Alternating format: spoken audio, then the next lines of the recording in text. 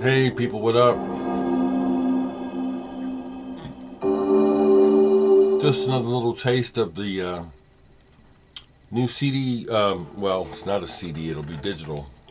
Coming out tomorrow on Bandcamp Friday by me, Fragments.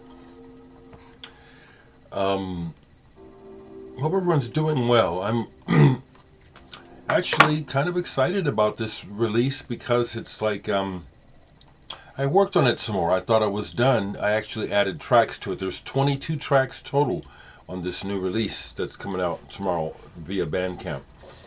And I'm excited because I will, in looking back through my files, I was actually surprised at how much material I hadn't shared and how much of it was actually pretty decent. And so, come midnight Eastern time tonight, I will publish it on my Bandcamp's site for Bandcamp Friday. Once again, I'd like to encourage you all to please show support for other independent artists, my friends, people who aren't my friends. It really makes a difference, people. It really does. I need to do a little bit more business. So, besides the digital releases on Bandcamp, I have a couple of physical that are still available. The World is Burning. This is a compilation of tracks from the 90s in particular, put together by Randy Lemasters, who had a record shop in Pittsburgh, and he's a good friend of mine, but he's also a huge fan. And his label put this together, Randy's Alternative Music.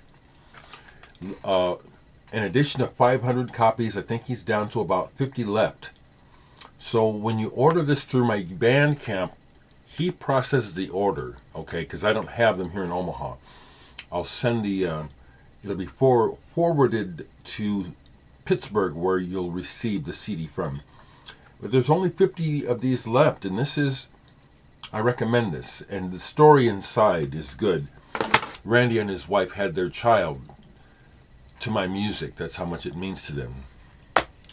Amazing honor. It's things like that that are just worth more than money. The other physical CD that I still have some copies of is Dereck number 2. Dereck 2. I released this originally in 2004. This I put out in an edition of 1,000 copies. So I have less than 100 left, but when you make that many, as I was warned actually when I made the CD back in 2003 and 4, when I was getting ready to make this, as I was talking to other folks, I was saying, yeah, just watch out you don't end up with a closet full of boxes of CDs. And to a degree, that's what happened because they sell slowly. I learned, large amounts bring the cost down per unit, but it's harder to sell that much. But this one I'm very proud of. I play all the instruments on it: bass, drums, guitar, keyboards. Program the drums. Those clouds, that's actually a picture of me standing on top of Mount Fuji. This has a lot of sentimental value to me. That paper on the cover there is the paper that's covering the Bible my grandmother bequeathed to me, the family Bible that has our genealogy in it. Just for the record, I have these. I don't have any of these for sale. I showed you the other day the nice album. What I actually had several hundreds of these made back in 2000 or 2001. I think I made about 300. And it was my first CD manufacturer. And at the time I was looking for distribution, so I set up a distribution deal with Borders, sent them most of the CDs, and then they lost them. So if you have one of these, it's very rare. This is a soundtrack that I participated in. I did the main part of the soundtrack, as you see there, with all these other bands included. For Flyover Country, small independent movie out of Nebraska. You know, I have one extra copy left. It's gone. Jim Fields, who put out this is my personal copy, who made the film and had CDs made, I thought I'd be able to get these from him for a time. They're all gone already. So I have one. It's not online. If someone's interested in having this, message me. Leave me a message here and then we'll work it out. And then here's another one. Yeah, stay with me. When COVID hit, at the beginning of 2020, I had pressed up 100 of these CDs, or had them manufactured. 2020 is the name of it. And these are all gone. Came out really well, though. Really well. I'd love to have this on vinyl. Isn't that cool? That is fun. Making art and making this shit is fun. It is. It's making this shit. It is fun. Oh, excuse me. Hope everyone's doing okay. It would be nice to have a good news day, wouldn't it? It'd be nice. A project that I was been doing. I have these little projects that keep me busy and from going insane. That's one of the things that I learned from another documentary I watched recently about the people in Okinawa who live past 100 regularly. That one of their secrets to longevity is really simple and obvious. It's activity, doing things. I don't just sit here all day, folks. So one of my projects yesterday was getting a bunch of old burned CDs where in the early days of the internet I would find stuff that I didn't have, download it, and then put on CD. And what I've been doing is just trying to unclutter, go through those CDs, see what's worth keeping, transferring the tracks to a USB. While doing that, I came across this old CD where I had recorded a Hearts of Space, or a couple of Hearts of Space shows, because I really like the music. And it turned out that on one of them, I used Shazam to finally find out what one of the songs was, because I never knew what it was. Come to find out, all this time I had the CD, but the song was the last one on the CD, which I had never played. Lyle May's Street Dreams. This is very relaxing. You could almost call this coffee table jazz, and in a way it is, or coffee table music, but it's so good. It feels so good. It's so human, and the writing, the chords, his writing is just beautiful. So I love Lyle Mays. And it's the kind of music that makes the sun seem brighter when it shines. It just feels good. I like music that makes you feel good. I'm going to keep shouting out my friends. Jerry, with I'm on this CD. I'm real proud of that. But this is selling out, and it'll be available Friday. It's already available now, but Bandcamp Friday. If you're going to buy one then, so he gets the lion's share of profit. Same with the new Mana Mirage by Dave Newhouse. I'm so pleased to be on this. I love this music. It grows on you. It really does.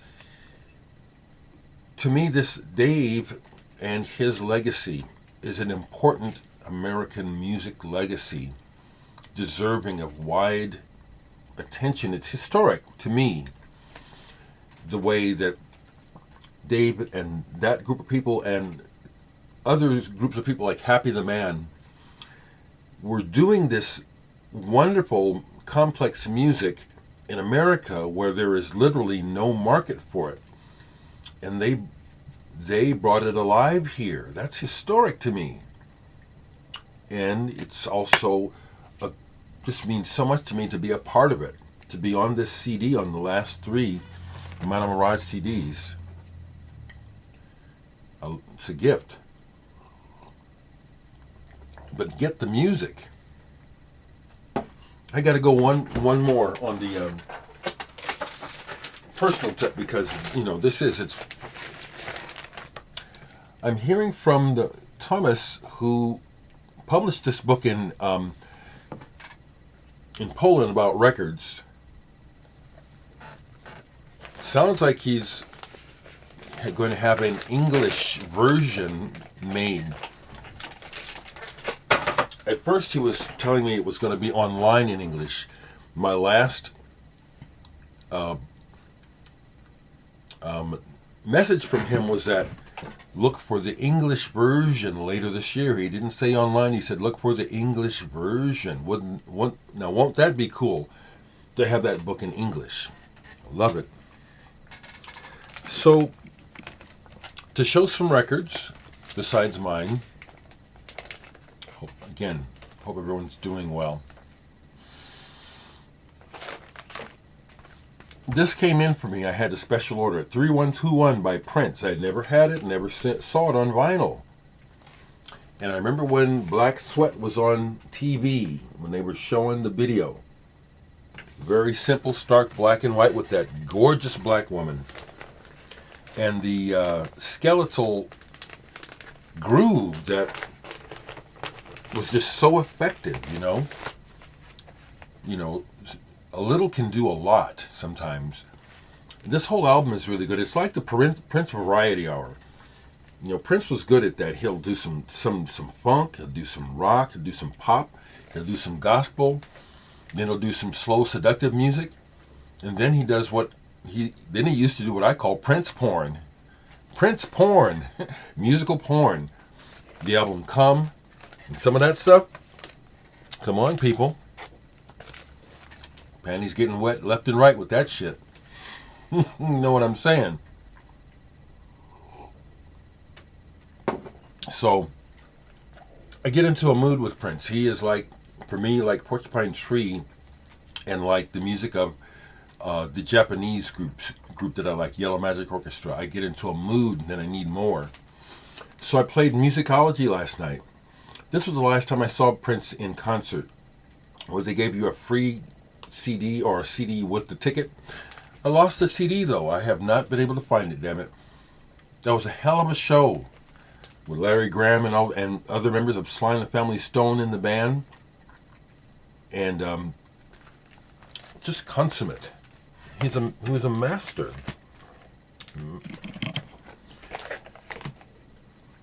This is a band that I'm not exactly sure why they don't catch on, haven't caught on. Seems like they're just being lost in the mist, but I think they're very good. North Atlantic Oscillation. It's kind of proggy, but it also has these really great vocal harmonies. It's on the tip of my tongue who they remind me of, and it still hasn't come to me, but it's like that. It's like, where have I heard this before?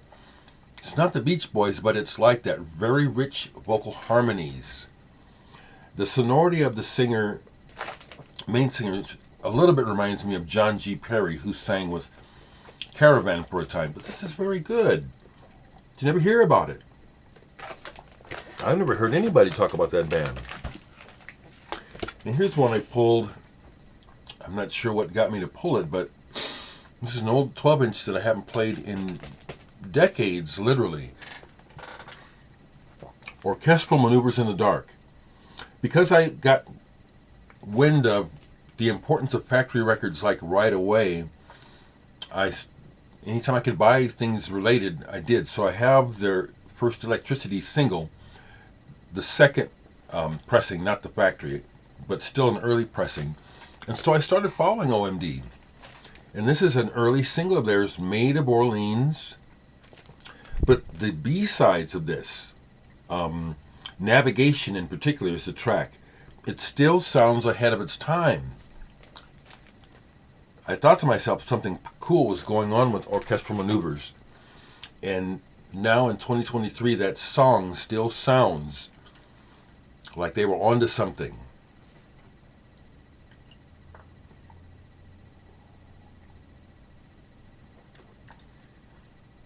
So, that's what I'll share for this morning. What's going on with you all? Talk to you later.